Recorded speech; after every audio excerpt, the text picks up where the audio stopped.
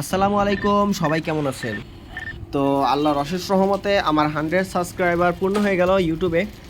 তো 2 সপ্তাহ আগে আমি একটা লং ভিডিও ছাড়ছিলাম, তারপরে লং ভিডিও তেমন ছাড়া হয় নাই, শর্ট ভিডিও প্রতিনিয়তই ছাড়ছি। তো ভালো একটা ফিডব্যাক আসতেছে আলহামদুলিল্লাহ। তো লং ভিডিও ছাড়া হয় না, তাই ভাবলাম যে কী নিয়ে ভিডিও করা যায়। তো ভাবতেছি যে আচ্ছা, আজকে একটা এসি ফিটিং করতে যাব, তো এই এসিটাকে নিয়ে একটা ভিডিও বানাই যে এসিটা কীভাবে ফিটিং করছি, কিংবা এসি ফিটিং করতে কীভাবে যাওয়া লাগে। তো এরকম ছোটোখাটো একটা গাইডলাইন, মানে একটা সুন্দর একটা মুহূর্ত আপনাদের সাথে শেয়ার করব। তো দেখতেই পাচ্ছেন 4 টনের অনেক বড় একটা এসি, এই এসিটা যাবে উত্তরায়। আর যেহেতু মিরপুর থেকে উত্তরা যাবে, সেহেতু আমার বড় ভাই একটা পিক আপ রেডি করে রাখছিল আগে থেকেই। তো পিক আপের পিছনে যাওয়ার আনন্দটা আসলে অন্যরকম। আমরা 3 জন ছিলাম, আমি, ইয়াসিন ভাই আর এনাম। আমরা 3 জন পিক আপের পিছনে বসছি, আর সাগর ভাই সামনে ড্রাইভারের সাথে। আর আজকে যেহেতু সাগর ভাই সাথে যাচ্ছে, সাগর ভাইয়ের কাজের গতি আসলে অসাধারণ। তো তাই কাজের ফাঁকে যে ভিডিওটা করব সেই সময়টুকু আসলে খুঁজে পাই না।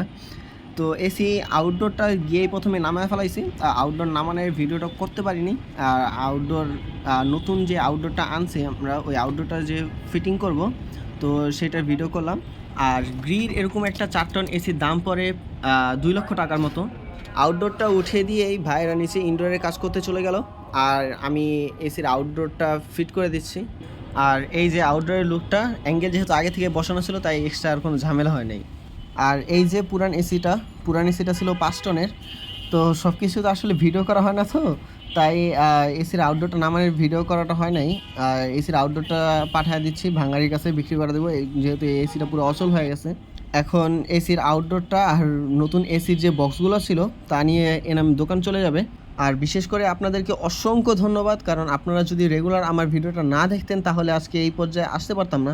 বিশেষ করে আমার মামা হৃদয়কে। কাজ শেষ করতে প্রায় রাত হয়ে যায়, আর উত্তরা থেকে মিরপুরে একটা অটোরিকশায় করে আসায় আসলে ভালোই লাগছিল। রাতের পরিবেশটাও আমার ভীষণ ভালো লাগে, পছন্দ আমার।